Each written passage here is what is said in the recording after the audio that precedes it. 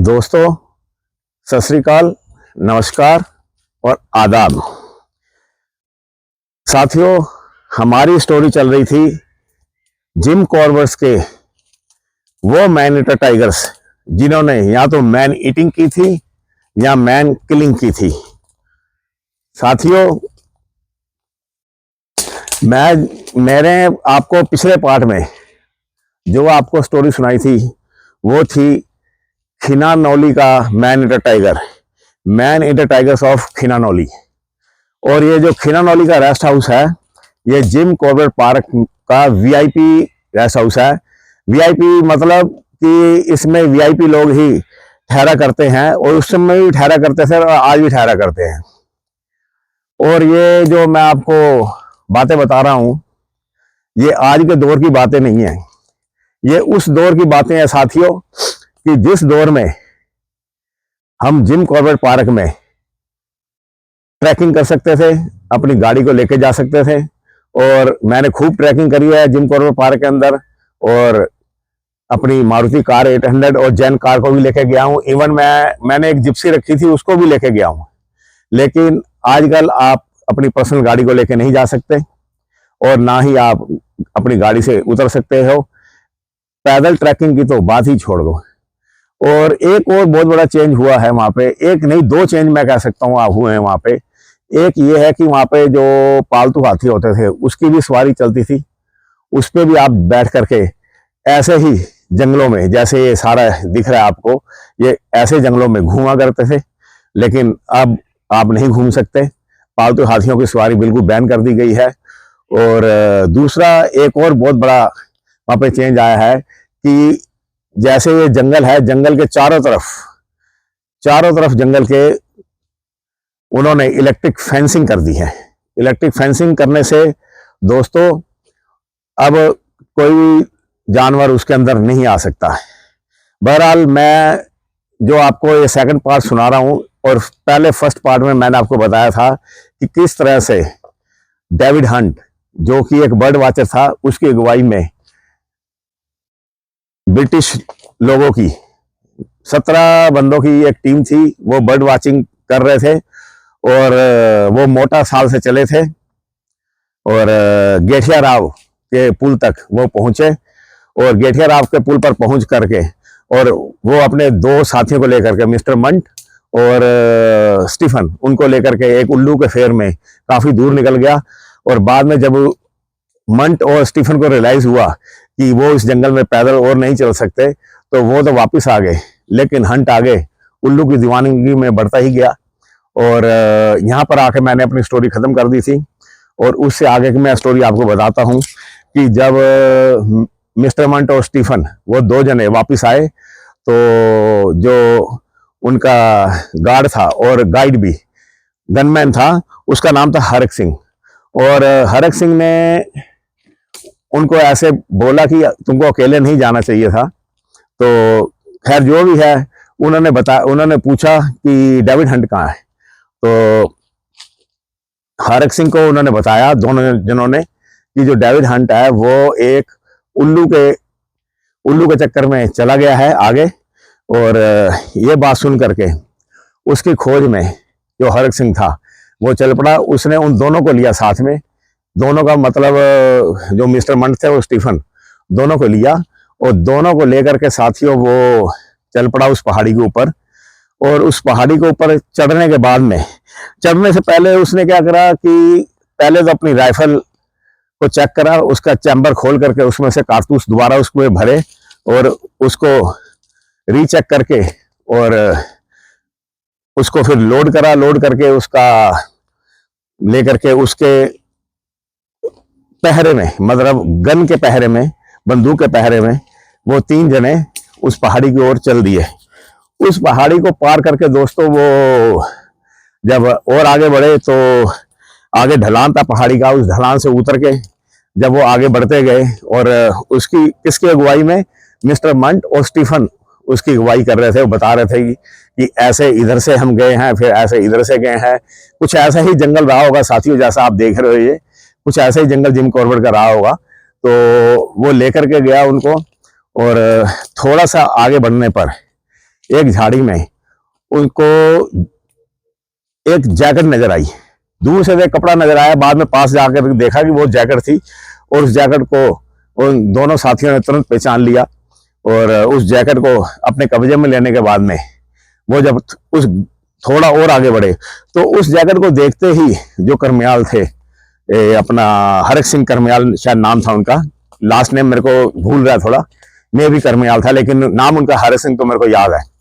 तो क्योंकि उस दौर में मैं भी वहां पे रुका था तो इसलिए मेरे को इस स्टोरी का खूब पता है। तो हरक सिंह तभी समझ गए थे क्योंकि वो एक अनुभवी गाइड थे और काफी टाइम से वो जंगल में रह रहे थे, तो उनको तुरंत पता चल गया कि कोई ना कोई अनहोनी घटित होगी है हंट के साथ में। और वो जैकेट जगह जगह से फटी हुई थी, जैसे उलझ के झाड़ियों में फट जाती है। और थोड़ा सा आगे जाने पर उनको झाड़ियों के अंदर एक घसीट का निशान भी दिखाई दिया। अब उस घसीट के अब उनको मिस्टर मंट और स्टीफन को बताने की जरूरत नहीं थी, क्योंकि वो अनुभवी गार्ड और गाइड हरक सिंह अपनी राइफल को लेकर के आगे बढ़ता चला गया और एक घिस्टन का निशान था उसका पीछा करता गया। थोड़ा आगे जाने पर उसको वहां पे एक पैंट मिली और पैंट में खून के जब दाग उनको दिखाई दिए तो तब तो ये पूरी तरह से समझ में आ गया हरक सिंह के कि वाकई में वो किसी जंगली जानवर का शिकार हो गया है। और वो जंगली जानवर कौन सा है, शेर है या भालू है या बघेरा है, बघेरा मीन्स लेपर्ड, कौन है, कौन हो सकता है, क्योंकि अभी तक पंजों के निशान तो दिखाई न दिए नहीं थे, क्योंकि ऐसी कोई वहां पे जमीन नहीं थी, ऐसे कोई ग्राउंड नहीं थी जिस पर पंजों के निशान दिखाई दे जाए, और केवल एक अंदाजा ही था। तो वो जो निशान था उसमें से वो झाड़ियों में एक लाइन से बन गई थी, उसका पीछा करता गया तो आगे नीचे झाड़ियों में उन्हें एक शू मिला, एक सिर्फ सिंगल शू, दो शू नहीं, सिंगल एक शू मिला। और उस शू को भी उन्होंने बरामद किया और इस तरह से ये तीनों चीजें बरामद कर ली गई, मीन्स शू, जैकेट और पैंट, और ये तीनों चीजें डेविड हन की थी। अब थोड़ा सा आगे बढ़ने के बाद में उनको वहां पर एक झुरमुट मिला बांसों का, बांस, बांबू, बांबू जैसे बोलते हैं इंग्लिश में, बांसों का झुरमुट मिला और उसके पास में चक्रमद और लेंटाना की घनी झाड़ियां थी और कुसुम की लताएं भी पेड़ों पर छाई हुई थी। तो इतना घना जंगल और ठंडा जंगल था वो। और वहां पर अभी वो थोड़ा सोच ही रहे थे कि किधर को जाया जाए, तो एक गुर गंभीर गर्जना की, टाइगर, दरअसल में ये टाइगर की गर्जना थी, और उस गर्जना को सुनते ही जो हरक सिंह थे वहीं के वहीं खड़े हो गए और उन्होंने सामने की तरफ देखना शुरू कर दिया, झाड़ी की तरफ। लेकिन धाड़ इतनी जबरदस्त मारी थी टाइगर ने कि ऐसा लगा जैसे जमीन ही कांप गई हो।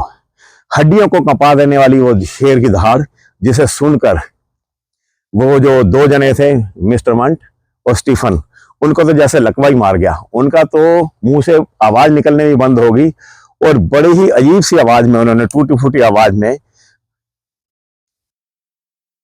हरक सिंह को कहा कि वापस चले। और लेकिन हरक सिंह समझ ही नहीं पाया वो क्या कहना चाह रहे हैं, क्योंकि शेर की आवाज, साथियों, यहां मैं आपको एक मजे की बात बता दूं कि शेर की जो आवाज होती है ना दोस्तों, वो हड्डियों को कंपा देने वाली होती है। आप जू के अंदर शेर की आवाज सुनो, आप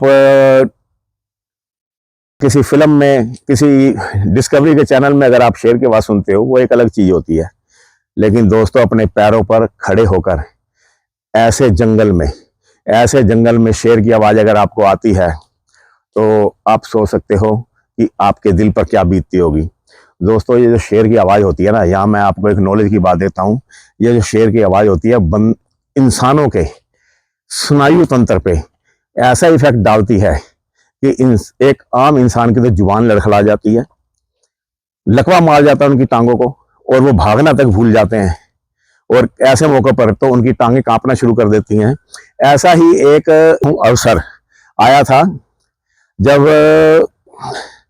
बकरा बांध करके कुछ शिकारी जंगल में बैठे हुए थे। और ये दोस्तों, मैं आपको बात बता रहा हूं, ये जो घटना हुई है ये मेरे पिताजी के साथ घटित हुई है। और ये जो घटना मैं आपको सुनाने जा रहा हूं, ये 1942 की घटना होगी, जो आपको मैं बताने जा रहा हूँ अभी।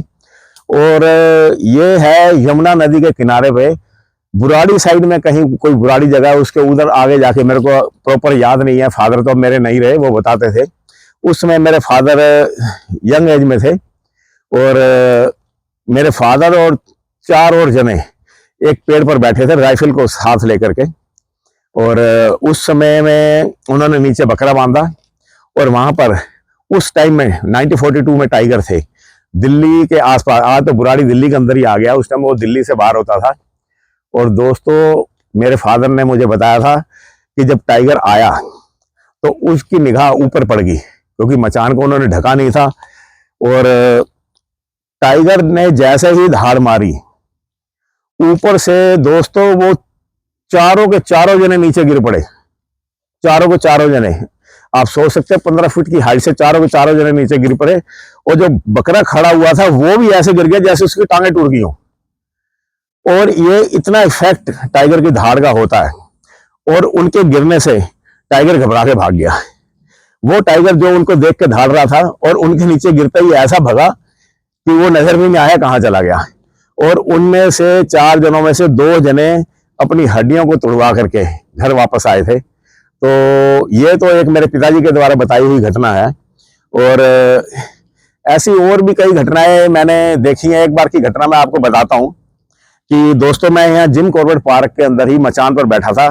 वो मचान जो कि ठंडी सड़क पे बनी हुई है लक्कड़ की, आजकल तो मेरे को लगता नहीं उस पर कोई बैठ सकता होगा, क्योंकि बैन है वहां पे जाना।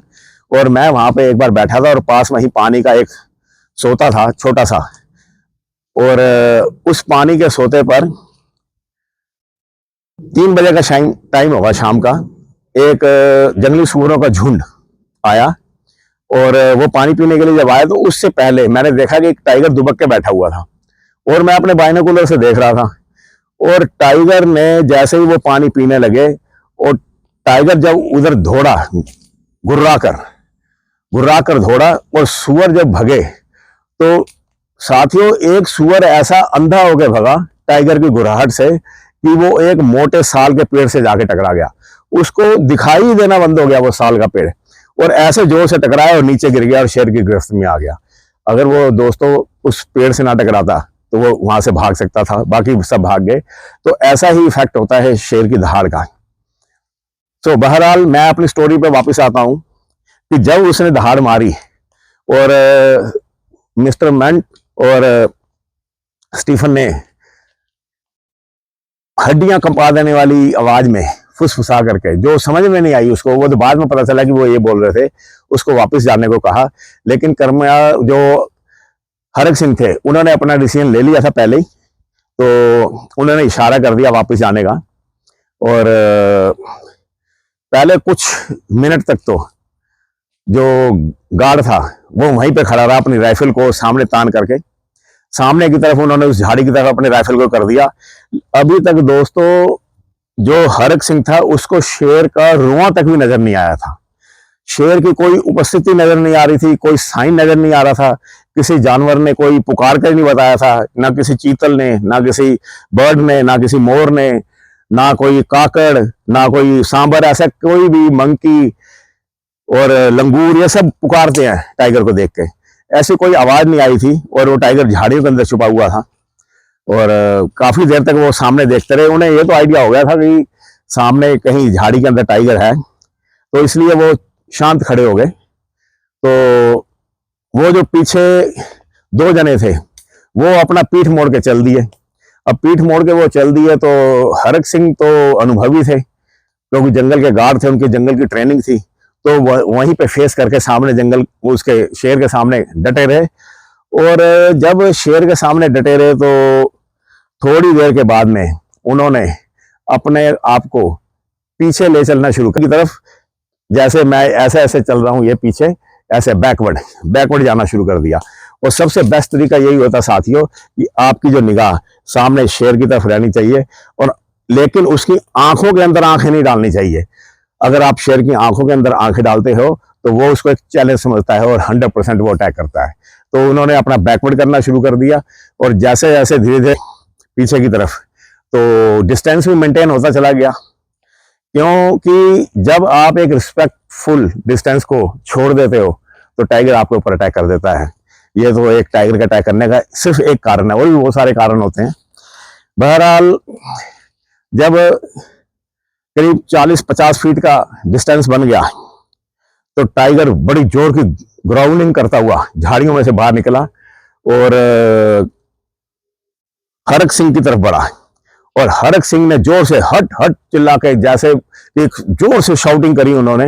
हरक सिंह ने ऐसे हाथ हटा उठा उठा के शाउटिंग करी जोर जोर से, और एक हाथ से उन्होंने राइफल थामे रखी, और शाउटिंग करने के बाद में फौरन राइफल उसकी तरफ ऐसे तान दी। राइफल तानने के बाद में वो जो टाइगर था वो वहीं पर खड़ा रहा, लेकिन उसने सिर्फ अपना जस्ट फेस बाहर निकाला था और अपनी पूरी बॉडी उसकी उन झाड़ियों के अंदर थी, चकमत की झाड़ियों के अंदर। और ये तो सिचुएशन बहुत ही खतरनाक हो गई थी, लेकिन हिम्मत के साथ में, हालांकि जो हरक सिंह था वो भी काफी घबरा गया था तो वो इंसान ही, लेकिन उसके पास देखो मजे की बात देखो, हरक सिंह के पास राइफल भी थी अपनी सेफ्टी के लिए। वो चाहता तो उसको गोली मार सकता था, लेकिन तो वो रिजर्व फॉरेस्ट है, प्रोजेक्ट टाइगर के अंडर आता है, और वहां पर आप किसी टाइगर को, किसी जानवर को आप गोली नहीं मार सकते। हरक सिंह की जो ड्यूटी थी वो ड्यूटी तो थी ही उनकी सेफ्टी के लिए, वो कैसे मार सकता था उसको, चाहे हरक सिंह की अपनी जान चली जाए, लेकिन वो उस पर डायरेक्ट फायर नहीं कर सकता था। हाँ, वो हवाई फायर कर सकता था अगर उसको जरूरत पड़ती, लेकिन उसको उसकी जरूरत नहीं पड़ी। उसने राइफल की नाल उसकी तरफ रखी, लेकिन उसका सिर का निशाना लेकर उसके सिर से 3-4 फीट ऊपर तक ऐसे नाल को रखा और शाउटिंग करता रहा, और धीरे धीरे वो ऐसे ऐसे बैकवर्ड जाता रहा।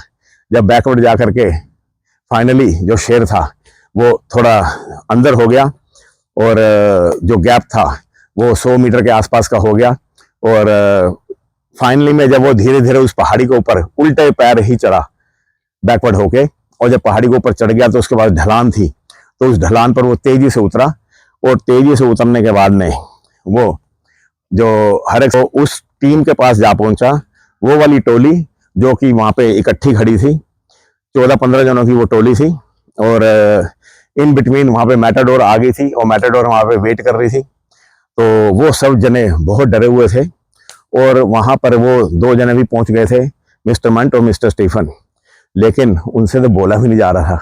और वो जो दूसरे साथी लोग थे वो डरे हुए थे सब के सब, क्योंकि उन्होंने 2-2 बार शेर की दहाड़ सुनी थी, और वो बार बार उससे पूछ रहे थे, और कुछ बताने की स्थिति में नहीं थे वो।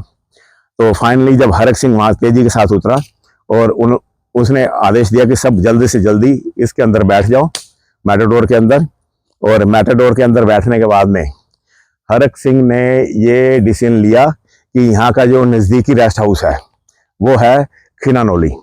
खिनानोली वहाँ से 4 या 5 किलोमीटर के बीच का था। तो वहाँ पर पहुँच कर जब वो वहाँ पहुँचे, 5 मिनट के अंदर ही मैटाडोर वहाँ पर पहुँच गई, और वहाँ पर पहुँचने के बाद में जो हरक सिंह था उसने वहाँ का जो ऑफिसर था, खिनानोली का रेंज ऑफिसर, उसका नाम शायद मेरे ख्याल से हीरा सिंह होगा, मैं भूल रहा हूँ, बहुत पुरानी बात होगी दोस्तों, मे भी हीरा सिंह ही होगा मेरे को लगता है। खैर जो भी है, हीरा सिंह आप मान लेते हैं, हीरा सिंह ही। तो हीरा सिंह जो वहाँ का रेंज ऑफिसर था, उसको उन्होंने सारी घटना बताई, और ऐसे बताया कि ऐसे एक ब्रिटिश नागरिक जो डेविड हंट है वो मिसिंग हो गया है, और हमने ऐसे पीछा किया, और वहाँ पे टाइगर ने ऐसे ग्राउंडिंग करी है और मॉक चार्ज किया है, और मेरे को लगता है कि वहीं कहीं डेविड हंट की बॉडी पड़ी होगी।